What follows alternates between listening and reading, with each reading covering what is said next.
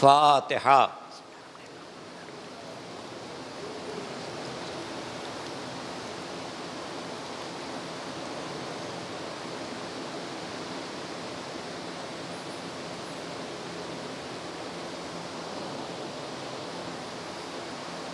حاضرین سے التماس کی گئی ہے سورہ فاتحہ کی مرحوم برکت علی لاکھانی اور لاکھانی فیملی کے تمام مرحومین کے لیے الفاتحہ۔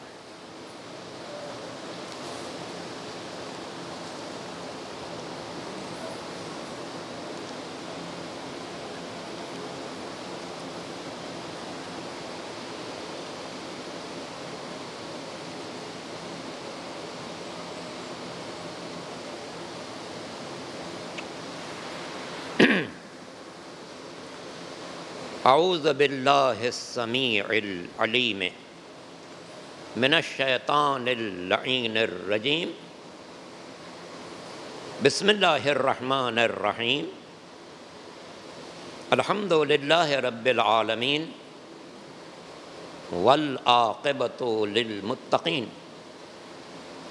والصلاة والسلام علی النبی الامی المکی المدنی العربی الہاشمی سیدنا و نبینا ابی القاسم محمد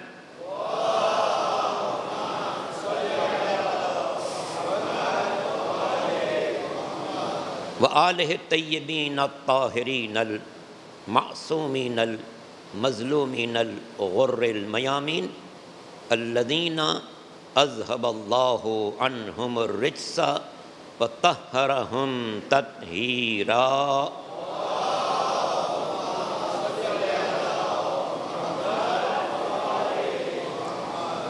واللعنۃ الدائمۃ الباقیہ علی اعدائہم اجمعین من یوم ظلمہم الی یوم الدین، اما بعد فقد قال اللہ سبحانہ وتعالی فی محکم کتابہ الکریم وقولہ الحق، بسم اللہ الرحمن الرحیم، فأقم وجہک للدین حنیفا فطرۃ اللہ التی فطر الناس علیہا لا تبدیل لخلق اللہ ذالک الدین القیم ولکن اکثر الناس لا یعلمون۔ صلوات پڑھ لیجیے محمد و آل محمد۔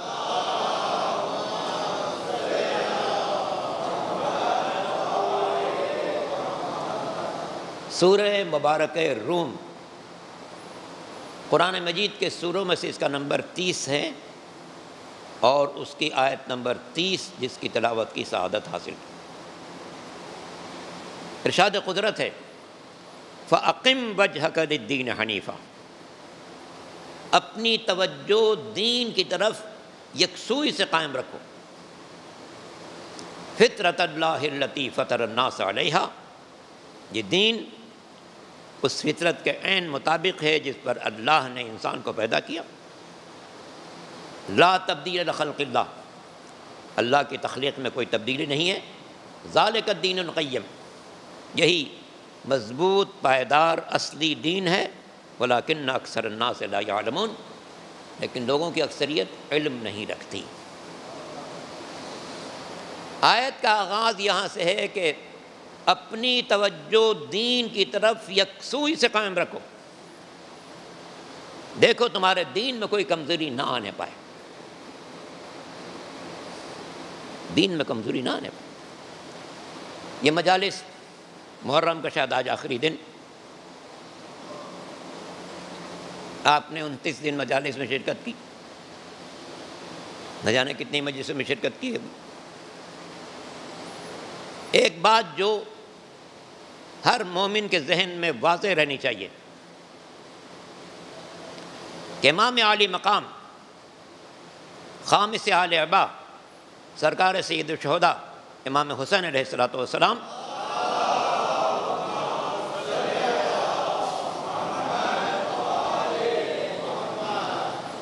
کی تمام قربانی کی بنیادی غرض دین کا تحفظ تھا۔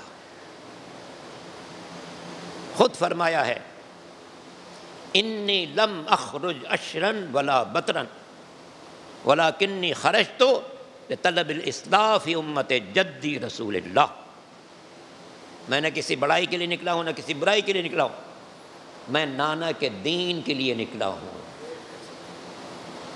تو جب امام کی ساری قربانی کی بنیاد دین ہے تو ہم کہہ سکتے ہیں کہ جو دین کا وفادار ہوگا وہی حسین ابن علی کا وفادار ہوگا، اور جو دین کا وفادار نہیں ہے وہ حسین ابن علی کا وفادار نہیں ہو سکتا۔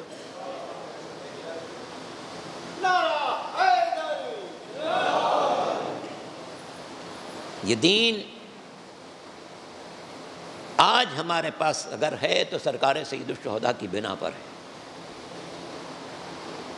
ورنہ پوری تیاری تھی دین کے مٹا دینے کی۔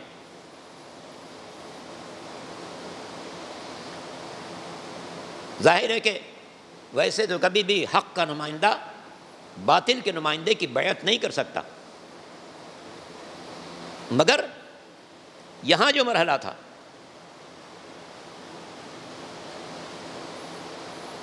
پیغمبر کے نام پر حاکم وہ تھا جس نے دین مصطفیٰ کا انکار کیا ہے، صریحاً کہا ہے اس نے کہ لعبت ہاشم بالملک ولا ملک جاء ولا وحی نزل۔ نعوذ باللہ، ہاشمی نے پیغمبر کا نام نہیں لیا، پیغمبر کا ہاشمی کہا، ہاشمی نے نعوذ باللہ ایک کھیل کھیلا ہے، نہ کوئی وحی آئی ہے نہ کوئی فرشتہ آیا ہے۔ حاکم پیغمبر کی نبوت کا انکار کر رہا تھا، اب اگر امام مظلوم اس کی حمایت کر دیتے تو در حقیقت اپنے نانا کے دین کی نفی پر دستخط کر دیتے ہیں۔ اس لیے سب کچھ ممکن تھا، یہ ممکن نہیں تھا، سب کچھ ممکن تھا، یہ ممکن نہیں تھا۔ نواسہ رسول اس کی تائید کر دے جو پیغمبر کے دین کا انکار کر رہا۔ ایک جملہ اگرچہ مصائب میں پڑھا جاتا ہے مگر میں پہلے عرض کر دوں، چوتھے امام سید الساجدین حضرت زین العابدین علیہ السلام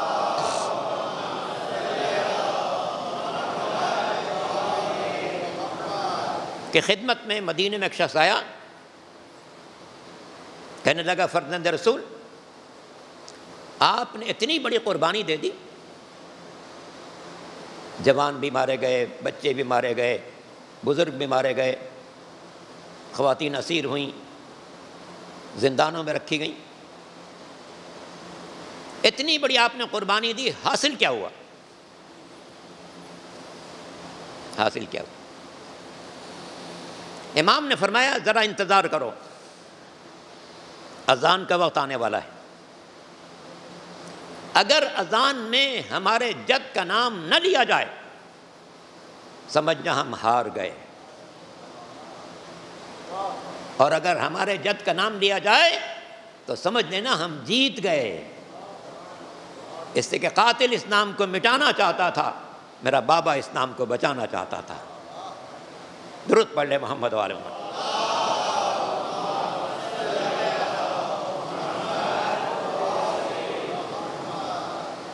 فَأَقِمْ وَجْهَكَ لِلدِّينِ حَنِيفًا، توجہ دین پر قائم رکھو۔ نسل نو تک دین کو پہنچانا فرض بھی ہے، قرض بھی ہے، فرض بھی ہے، قرض بھی ہے۔ قرض ہے میرے ماں باپ کا، اگر میرے ماں باپ نے اس راستے پر نہ ڈھالا ہوتا تو میں پتہ نہیں کہاں ہوتا۔ انسان کی پہلی درسگاہ ماں باپ ہوتے ہیں، تو جس طرح میرے ماں باپ نے مجھے اس دین سے باخبر کیا، اس قرض کی ادائیگی کا راستہ یہ ہے کہ میں اپنی اولاد کو اسی طرح سے دین سے باخبر کروں جیسے میرے ماں باپ نے مجھے کیا، اور فرض ہے مذہب کی طرف سے۔ سرکار دو عالم خاتم الانبیاء حضرت محمد مصطفیٰ صلی اللہ علیہ وسلم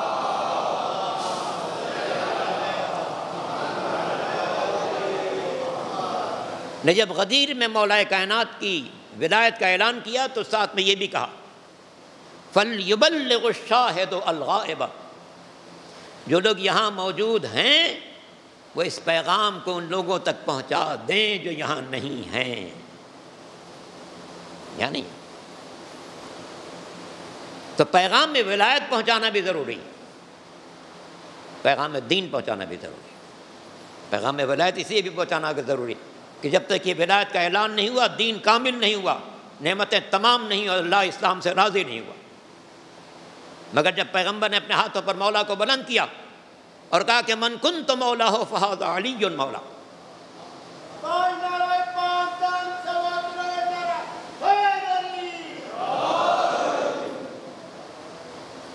تو جب پیغمبر نے ہاتھوں پر بلند کر کے مولا کی ولایت کا اعلان کیا تب قدرت کی طرف سے فرمان آیا الیوم اکملت لکم دینکم واتممت علیکم نعمتی ورضیت لکم الاسلام دینا. آج میں نے دین کو کامل کیا، آج میں نے نعمتوں کو مکمل کیا، آج میں تمہارے دین اسلام سے راضی ہو گیا. اور یہ عجیب بات ہے، صاحبان فکر و دانش بیٹھے ہیں، پیغمبر نے اپنی زندگی میں ہزاروں فرامین جاری کیے ہیں، مگر یہ واحد فرمان ہے جس میں پیغمبر کا ہاتھ بھی کام کر رہا ہے، زبان بھی کام کر رہی ہے. ہاتھوں سے علی کو بلند کیا، زبان سے ولایت کا اعلان کیا. سورہ انفال میں ارشاد ہے وما رمیتا اذ رمیتا ولکن اللہ رما، میرا حبیب وہ کنکر جو آپ نے پھینکا تھا در حقیقت آپ نے نہیں پھینکا، اللہ نے پھینکا تھا. گویا ہاتھ پیغمبر کے ہیں، عمل اللہ کا ہے. اب غدیر میں جب پیغمبر نے مولا کو ہاتھوں پر بلند کیا تو ہاتھ تو پیغمبر کے تھے، بلندی اللہ عطا کر رہا تھا. اور جسے اللہ بلند کر دے اس کی بلندی کو مٹا کون سکتا ہے. اور زبان سے ولایت کا اعلان ہے. اور سورہ مبارکہ نجم میں ارشاد وما ینطق عن الہویٰ ان ھو الا وحی یوحیٰ، میرا نبی اپنی خواہش سے کوئی بات نہیں کرتا، وہ تو وحی الہی کی ترجمانی کرتا ہے. تو گویا ولایت امیر المومنین کا اعلان زبان پیغمبر کی ہے، فرمان پروردگار کا. جو فرمان پروردگار ہے وہ قیامت تک زندہ رہے گا. ہم پر اللہ کا احسان ہے کہ اس نے ہمیں اس دین سے وابستہ قرار دیا. اب اس دین کو نسل نو تک پہنچا دینا ہماری ذمہ داری. یہ بچے امانت ہیں، دیکھیں آپ چھوٹے چھوٹے بچے ماشاءاللہ، یہ امانت ہے، یہ مستقبل ہے ہمارا. انہیں دین کے راستے پر چلانا آپ کی ذمہ داری. ابھی یہ کمسن ہے، کوئی 5 سال کا، 6 سال کا، 8 سال کا، 10 سال کا، انہیں شعور کے ساتھ دین کی واضح تعلیمات پہنچا دیں. چھٹے امام حضرت جعفر صادق علیہ السلام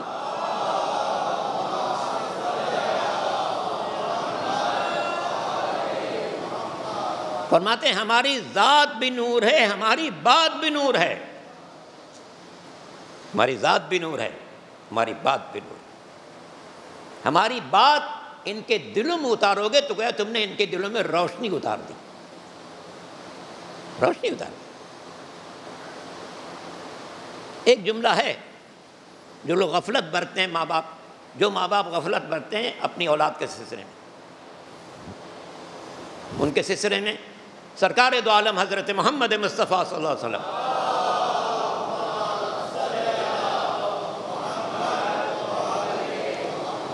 کا ایک فرمان ہے اور بہت سخت فرمان ہے.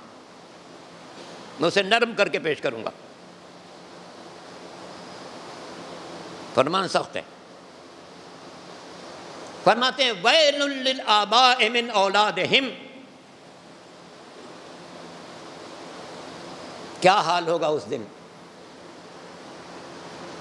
جب ان ماں باپ کا جن کے بچے ان کی شکایت کر رہے ہوں.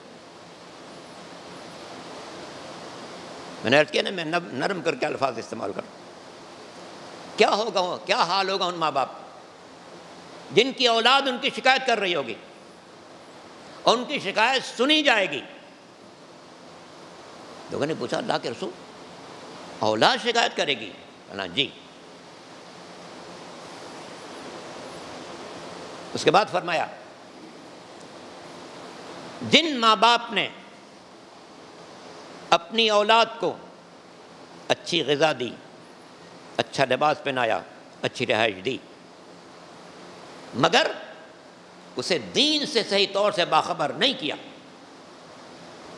تو یہ اولاد روز محشر خداوند عالم کی بارگاہ میں شکوہ کرے گی کہ پالنے والے،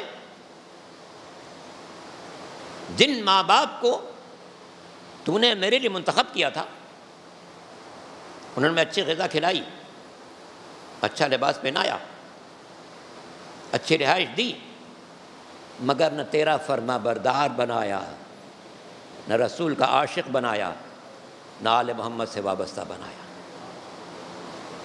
اے میرے مالک، اگر یہ ماں باپ مجھے اچھی غذا نہ دیتے، میں بڑا ہو کے خود اچھی غذا کھا سکتا تھا، یہ اچھا لباس نہ دیتے، میں بڑا ہو کے اچھا لباس پہن سکتا تھا، یہ اچھی رہائش نہ دیتے، میں بڑا ہو کے اچھی رہائش اختیار کر سکتا تھا، مگر انہوں نے وہ سب کچھ دیا، لیکن جو سب سے ضروری چیز تھی وہ نہیں دی۔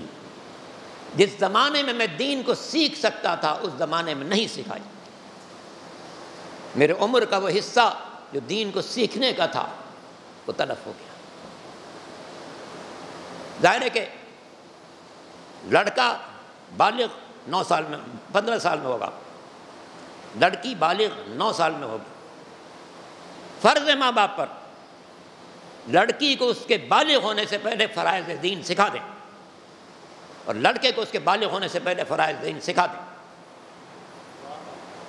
تاکہ جب وہ سن بلوغ کو پہنچے تو اپنے فرائض سے باخبر ہو چکا کہ میرا اللہ میرے لیے کیا چاہتا ہے، میرا رسول کیا چاہتا ہے، میرے اہل بیت کیا چاہتا ہے۔ یہ وہ دور ہے جس میں بچہ آپ سے مانوس ہے، آپ کی ہر بات سنتا ہے۔ ٹین ایج آنے کے بعد تو خطرات بڑھ جاتے ہیں، جہاں بالغ ہوا اس کو ساتھی بہکا دیتے ہیں، ماحول بہکا دیتا ہے، کالج کے لوگ بہکا دیتے ہیں۔ جب تک وہ آپ کی بات سن رہا ہے اسے دین سکھا دیں، ہر وہ ذریعہ استعمال کریں۔ اور ایک بات اور، ہمارا دین عقل و منطق کا دین ہے، ہمارا دین عقل و منطق کا دین ہے۔ آپ اگر بچوں تک دین کا پیغام لاجک کے حساب سے اور منطق کے اعتبار سے پہنچائیں گے تو ان کے دلوں میں راسخ ہو جائے گا، اور وہ دین میں اتنا مضبوط ہو جائے گا کہ پھر دنیا کی کوئی طاقت اسے راستے سے ہٹا نہیں سکے گی۔ لیکن اگر آپ نے بے خبری کی تو زمانہ اس سے اچک لے گا۔ ایک حدیث پہنچا دوں، چھٹے امام حضرت جعفر صادق علیہ الصلوۃ والسلام،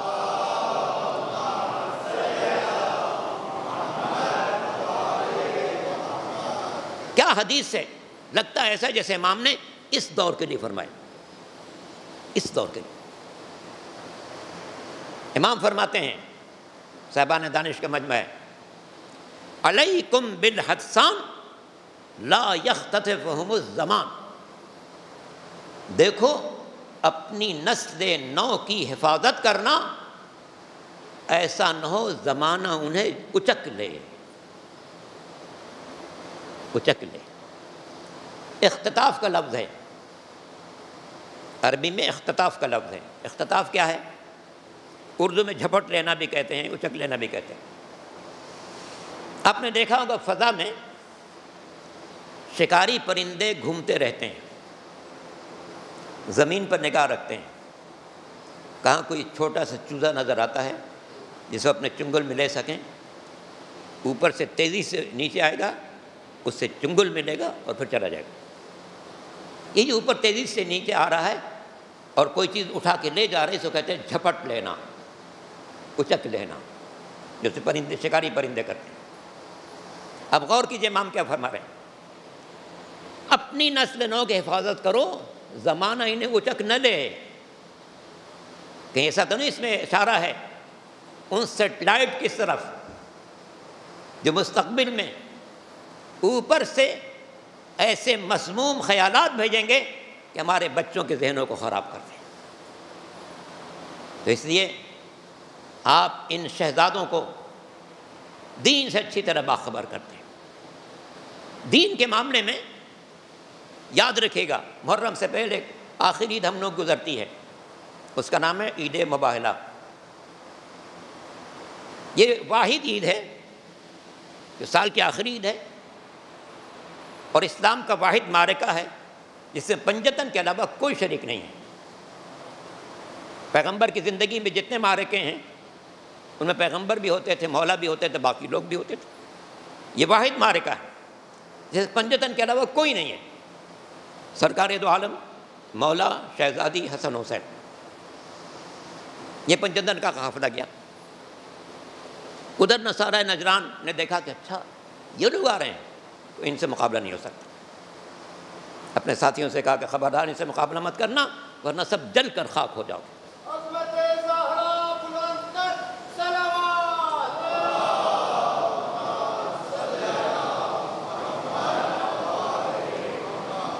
اور مورخین نے یہ بات تصریح کے ساتھ لکھی ہے کہ جب میدان میں مباہلہ کے لیے شہزادی کونین تشریف لے گئی ہیں تو عصمت زہرا کی حفاظت آگے سے نبوت کر رہی تھی، پیچھے سے امامت کر رہی تھی۔ کہ آگے پیغمبر ہیں، پیچھے شہزادی ہیں، ان کے پیچھے مولا ہیں، تو عصمت زہرا کی حفاظت آگے سے نبوت کر رہی، پیچھے سے امامت کر رہی۔ ان پنجتن کو لوگوں نے دیکھا، کہا نہیں ان سے مقابلہ نہیں ہو سکتا۔ غور کیجئے، زیادہ وقت نہیں لے سکتا ورنہ اس پر کچھ باتیں عرض کرتا، جو بات اس سلسلے میں پہنچانا چاہتا ہوں۔ مباہلے کے لیے جو لوگ شخصیتیں گئیں، پیغمبر ہیں، مولا ہیں، شہزادی ہیں، حسن ہیں، حسین۔ سن و سال کے اعتبار سے دیکھیں، بزرگ پیغمبر ہیں، جوان مولا ہیں، خواتین کی نمائندگی شہزادی کر رہی ہیں، بچوں کی نمائندگی حسن حسین کر رہے ہیں۔ اس میں ایک پیغام ہے، اور پیغام یہ ہے جب دین پر وقت آئے تو بزرگ بھی نکلے، جوان بھی نکلے، مرد بھی نکلیں، عورتیں بھی نکلیں، بچے بھی نکلیں، سب مل کر دین الہی کا تحفظ کریں۔ درود پڑھیں محمد و آل محمد۔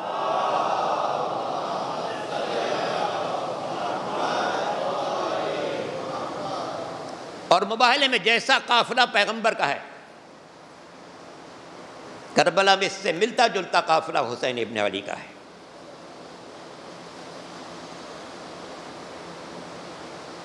وہاں پیغمبر ہیں تو یہاں پیغمبر کے جانشین حسین ابن علی،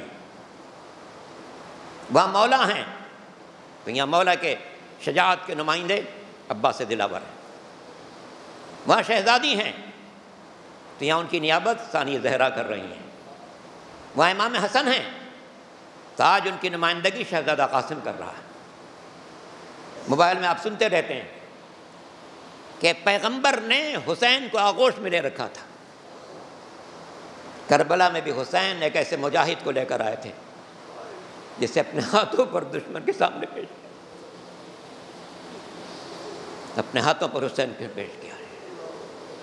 پھر امام نے فرمایا تھا دشمنوں سے، اے لوگوں، اگر تمہاری نگاہوں میں حسین قصوروار ہے تو اس بچے کا تو کوئی قصور نہیں ہو سکتا، اس کی ماں کا دودھ خشک ہو چکا،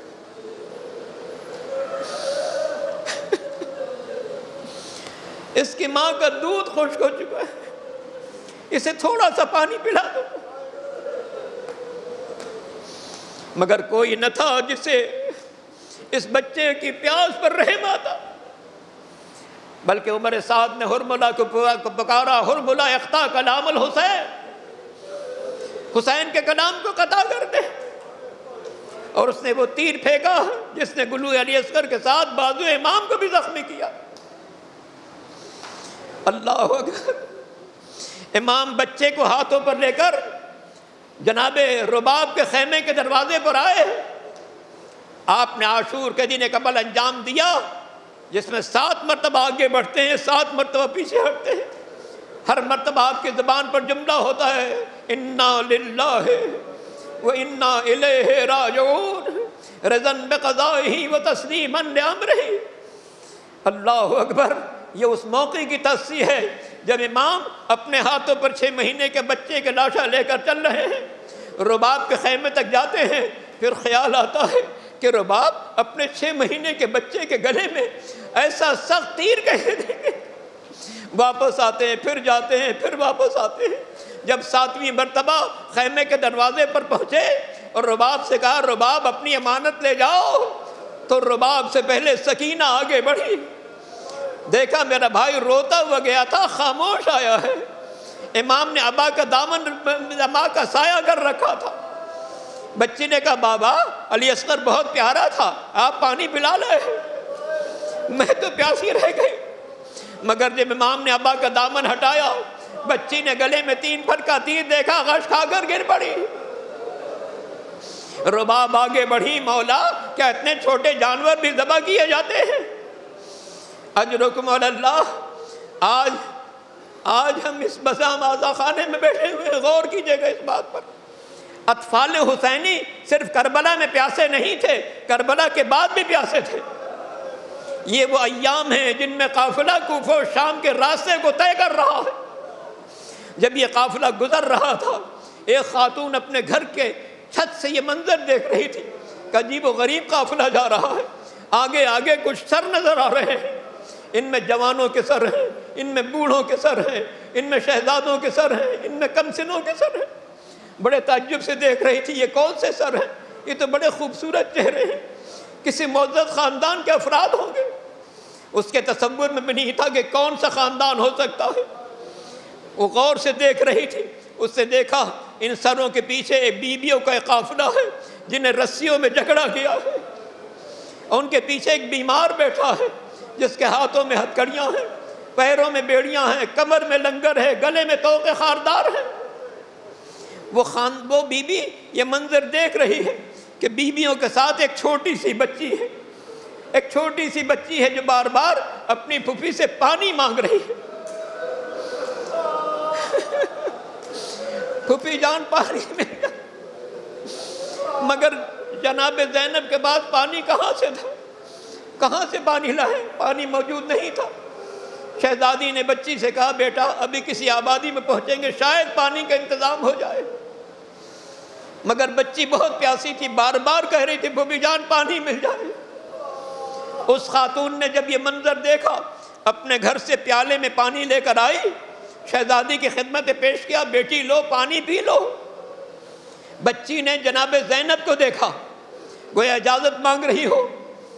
شہزادی نے فرمایا بیٹا اس علاقے میں ہمارا کوئی پرسان حال تو ہے نہیں، ہو سکتا ہے یہ خاتون اپنی کسی حاجت کے لیے پانی لے کر آئی ہو، ذرا اس سے پوچھ لو اس کی کوئی حاجت تو نہیں ہے۔ شہزادی جناب سکینہ نے اس خاتون سے پوچھا اگر کوئی حاجت ہو تو بیان کرو۔ اس نے کہا نہیں میری کوئی حاجت تو نہیں ہے، لیکن جب آپ پانی پی لیں تو میرے لیے دعا کر دیجیے گا۔ اب شہزادی زینب نے بچی سے کہا بیٹا پانی آ گیا ہے، پہلے اس کے لیے دعا کر دو۔ ہمارے محمد کا طریقہ یہ ہے پہلے لوگوں کی حاجتیں پوری کرتے ہیں۔ اب بچی نے پانی رکھ دیا۔ انسان کو پیاس کی حالت میں پانی ملے تو اور پیاس بڑھ جاتی ہے، مگر بچی نے پانی رکھ دیا، 10 سے دعا دوڑ دی ہے۔ اس خاتون نے کہا میری پہلی دعا یہ ہے میرا وارث سفر میں گیا ہوا ہے، آپ دعا کریں میرا وارث سفر سے زندہ آ جائے۔ ہائے وہ بچی جس کا پورا گھرانہ سفر میں مارا گیا، وہ دعا کر رہی ہے پالنے والے اس کا وارث سفر سے زندہ آ جائے۔ اس نے کہا میری دوسری دعا یہ ہے ابھی میرے بچے چھوٹے ہیں، آپ دعا کریں اللہ میرے بچوں کو یتیم نہ کرے۔ ہائے وہ یتیماں جو اپنے بابا کے بعد مسلسل تماچے کھا رہی تھی، دعا کر رہی ہے پالنے والے اس کے بچے یتیم نہ ہو۔ اس خاتون نے کہا میری تیسری اور آخری دعا یہ ہے آپ دعا کریں مجھے مدینے کی زیارت نصیب ہو جائے۔ اب جناب زینب سے نہ رہا گیا، کہنے لگی اے بی بی مدینے جا کر کیا کرو گی؟ کہنے لگی مدینے میں اپنی شہزادیوں کی زیارت کروں گی۔ پوچھا تمہاری شہزادیاں کون ہیں؟ کہنے لگی کائنات میں میری 2 ہی شہزادیاں ہیں، علی و فاطمہ کی بیٹیاں ہیں، زینب ام کلثوم نام ہے۔ جناب زینب نے پوچھا کیا تم زینب کو دیکھو گے پہچان سکو گی؟ کہنے لگی جب مولا علی کوفے میں زندگی گزار رہے تھے میں نے 12 زینب کی خدمت میں حاضری دی ہے، میں ضرور پہچانوں گی، بس یہ سننا تھا۔ جناب زینب نے چہرے سے بالوں کو ہٹایا، اے بی بی تم نے پہچانا نہیں، یہ زینب ہے۔ کہنے لگے اے شہزادی آپ یہاں کیسے نظر آ رہی ہیں؟ عباس دلاور کہاں ہے؟ اکبر جواں کہاں ہے؟ اونو محمد کہاں ہے؟ میرا آقا حسین ابن علی کہاں ہے؟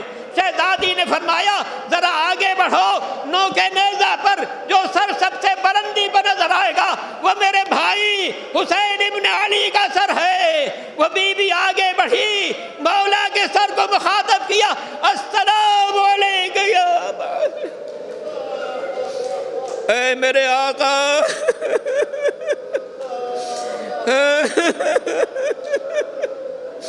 اے میرا آقا،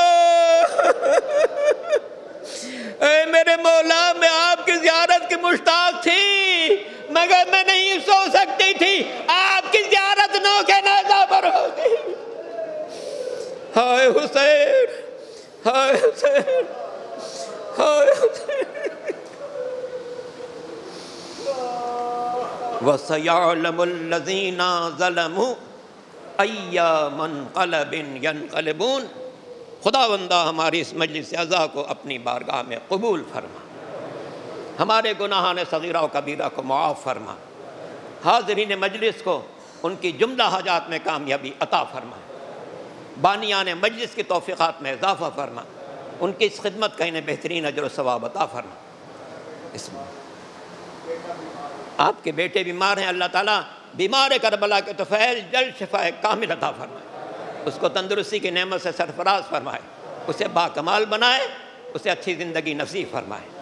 اے میرے مالک، اس کے علاوہ بھی حاضرین میں جس کے دلوں میں جو حاجت ہے، تجھے بیمار کربلا کا واسطہ ہے، تجھے آل محمد کا واسطہ ہے، ہر مومن اور ہر مومنہ کو ان کی حاجتوں میں کامیابی عطا فرما، حسینیت کے پرچم کو ساری دنیا میں بلند فرما، عزاداری کے خلاف جہاں جہاں سازشیں اور ان سازشوں کو ناکام فرما، جو طاقتیں امت مسلمہ کو لڑانا چاہتی ہیں ان کی سازشوں کو ناکام فرما، مملکت پاکستان کی حفاظت فرما، مقامات مقدسہ کو محفوظ فرما، اس کرونا وائرس سے تمام مومنین کو محفوظ فرما، عالم اسلام کو محفوظ فرما، دنیا انسانیت کو محفوظ فرما۔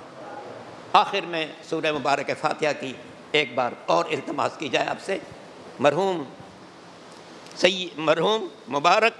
مرحوم برکت علی لاکھانی اور لاکھانی فیملی کے تمام مرحومین کے لیے الفاتحہ۔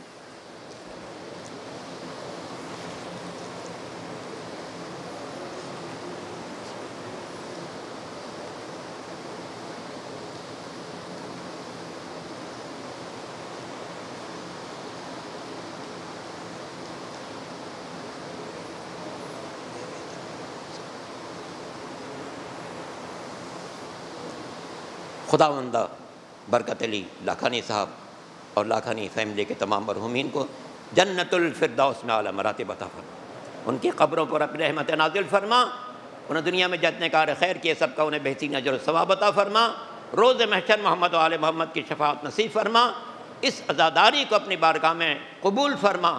ربنا تقبل منا انک انت السمیع العلیم برحمتک یا ارحم الراحمین۔ ماتم